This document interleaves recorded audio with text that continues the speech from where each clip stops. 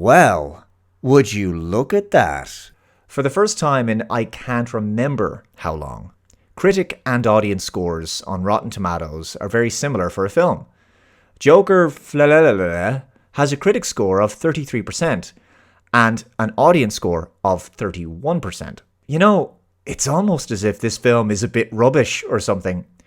So why was this film even made? Well, that's obvious. To make the studio money by cashing in on the popularity of the first film from 2019. But there are films that really don't need a sequel, and a sequel would just undermine the first film. I mean, imagine something like Shawshank Redemption 2. 6 months after successfully escaping Shawshank Prison, the authorities finally caught up with poor old Andy Dufresne on a beach in Mexico. He was arrested again, and this time, he has to escape from an even more secure prison using a bigger poster. It's just, you get the point. I mean, there's films that need to be standalone. I mean, is anyone under the belief that Gladiator 2 is going to be anywhere near as good as the first Gladiator, which I suppose is now going to be known as Gladiator 1? Did we need an Independence Day resurgence? Maybe we should have a Deep Impact 2, Deeper Impact. But I'm digressing. The second Joker film was clearly a studio cash grab and something that even the talents of Todd Phillips and Joaquin Phoenix couldn't make work in the same way that the first film did. Whatever magic formula the first film had, it was just lacking. But it's been interesting reading the coverage about this one. Marca.com had this article. Joker, I can't really pronounce this correctly, Folie à deux, whatever, sorry, that was probably mispronounced, receives historic low rating from CinemaScore, the worst ever for a comic book movie, one of the worst sequels ever. Deadline also covered this story, saying Joker whatever gets D CinemaScore half star on post track on way to $47 million opening. No one's laughing now. Saturday box office. The New York Times had this. Joker sequel falls far short of original at the box office.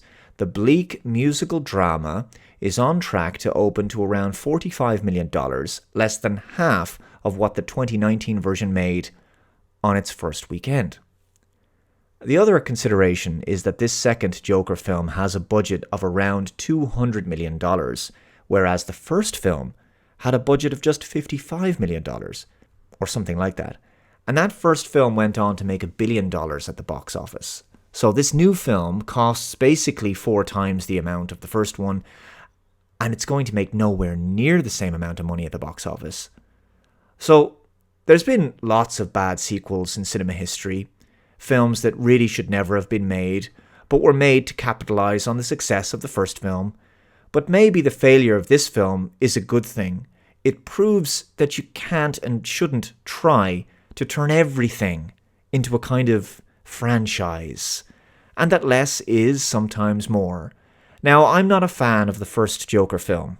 I don't like the trend in Hollywood in recent years of the morally ambiguous anti-hero, but that's just me. Nevertheless, I can still recognize that the first film was unconventional and in that respect unique and cinematically impactful.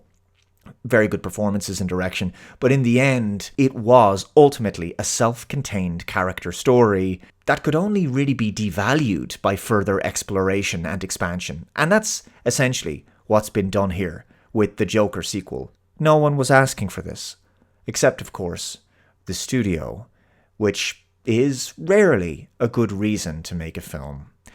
Thanks very much for watching this one. Let me know your thoughts in the comments below. Take care, guys. I'll see you next time. Bye-bye.